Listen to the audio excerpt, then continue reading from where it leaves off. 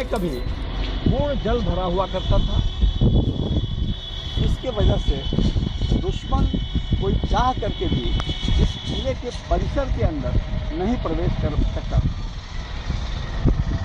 Doctor साहब, आज भी मुझे कुछ पार्ट में पानी भरा हुआ दिख रहा है, लेकिन मैं अनुमान लगा सकता हूँ कि उस समय इसमें कितना पानी भरा हुआ रहता होगा और इसमें कितने सारे जानवर रहते होंगे। डॉक्टर साहब, ऐसा है कि मैं बहुत पीछे तो नहीं जा रहा हूँ, लेकिन आज से महज 15 वर्ष पहले तक इसमें सालों भर पानी हुआ था। आज के महज 15 वर्ष पहले तक इसमें कम ही, बहुत अधिक नहीं, लेकिन कम से कम 3 फीट पानी सालों भर हुआ करता था। वर्षा काल में तो यह पूर्ण लबालब भरा रहता था। उस समय तो 10 फीट तक पानी इसमें भरा रहता था, लेकिन वैसे सालों भर पानी इसमें रहता था। लेकिन अब यह वर्षा काल में भी पूर्ण रूप से पूरित नहीं हो पाता। एक समय कभी यहाँ से करीब करीब 2 किलोमीटर पूरब में एक नदी बहती है, मोरहर नदी। जो मोरहर नदी किसी ज़माने में उस पर सालों भर पानी रहता था। उसी से यहाँ तक नहर बने हुए थे, जिससे इस परिखा की जलापूर्ति होती थी। लेकिन वह भी नदी अब सूखी हुई है। वर्षा काल में ही 1-2 बार बाढ़ आने की वजह से उसमें पानी आता है, अन्यथा वह भी सूखा ही रहता है। तो इसमें भी वर्षा काल में जो जल जमाव होता है, इधर उधर से जो जल आकर गिरते हैं, वही इसमें अभी जमा होता है, वही वर्षा काल में भी इसमें रहता है। लेकिन अब तो वो भी सूखते जा रहा है, क्योंकि उतनी बारिश नहीं होती है, उतने बाढ़ नहीं आती।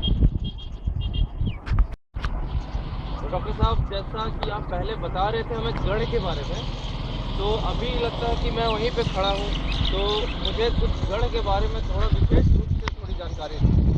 जैसा कि अभी मैंने आपको बताया कि ये जो मिट्टी का ढूंढ किले के चारों तरफ हमें दिखाई पड़ता है।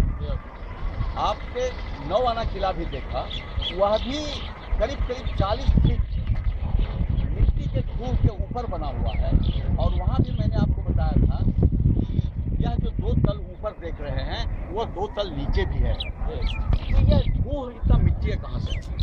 मिट्टी का ढूंढ ये बता रहा है। जैसा कि आप देखिए, ये किला के चारों तरफ करीब 4 किलोमीटर में बना हुआ ये किला का परिसर, और 4 किलोमीटर में यह ढूंढ आपको लगभग दिखाई पड़ेगा, जो आप यहाँ पर कम से कम ½ किलोमीटर ढूंढ तो देख ही सकते हैं। जी डॉक्टर साहब, वो तो दिखाई पड़ रहे हैं। हाँ, तो यह ढूंढ एक्चुअली मिट्टी का, हमने आपको बताया था कि मिट्टी का ये किला था पहले जी, वो महाभारत काल में। वह मिट्टी का किला अपने समय पा करके गिरने के बाद में फिर निर्माण का आया, पत्थरों का निर्माण हुआ। पत्थरों के बाद में फिर ईंट छोटे छोटे आने लगे, उसका निर्माण हुआ। इस तरह से मैं आपको बता चुका हूँ कि यह किला का निर्माण कई बार हुआ है। ऐसा नहीं है कि जो देख रहे हैं वही एक निर्माण है। इसके पहले भी निर्माण हुए, जो भूमिसात हैं, जो खुदने पर अभी भी दिखाई जहाँ तहाँ पड़ते हैं। उसी तरह से यह जो ये जो मिट्टी का जो किला गिरा, और गिरने के बाद जो ढूंढ बना, ढूंढ बनने के बाद उस पर ये अभी गारा चूना से बना हुआ जो ये भवन खड़ा है, वो देख रहे हैं। यह भवन भी कई बार का बना हुआ है। आपको ईंट को दिखला करके मैं बता चुका हूँ कि यह भी जो किला है वो एक बार में जो हम देख रहे हैं वो निर्माण नहीं है, कई बार का निर्मित किला ये है।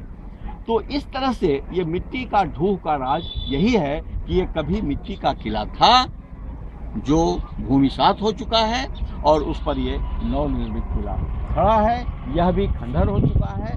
अब पता नहीं इस पर कब और कैसा निर्माण होगा। मैंने आपको बहुत कुछ दिखलाया, बताया। एक चीज़ जो मैं कई बार कह चुका हूँ, वो मैं आपको अभी तक नहीं दिखा पा रहा हूँ, जो मैं अब उसे दिखाने जा रहा हूँ। वह है किला के अंदर से दुश्मनों पर बाण की वर्षा करने वाला वह छिद्र, जो जैसा कि मैंने देखा है, मैं जानता हूँ, वह किले के प्रवेश द्वार जो पूरब और पश्चिम दोनों दिशा में बने हुए थे, वह परिखा के ऊपर एक लकड़ी के पुल का निर्माण था। जो दिन के समय वो पुल गिरा दिया जाता था लोगों को आने जाने के लिए, और रात्रि के समय उसे उठा दिया जाता था कि कोई प्रवेश न करे। और उसी के दोनों तरफ उत्तर और दक्षिण दिशा में लंबी ऊंची दीवार थी जिसमें तीर चलाने के लिए खांचे बने हुए थे। वो खांचे अभी एक तरफ द्रष्टव्य हैं, कुछ हिस्सा उसका बच रहा है जो मैं आपको अभी दिखला रहा हूँ।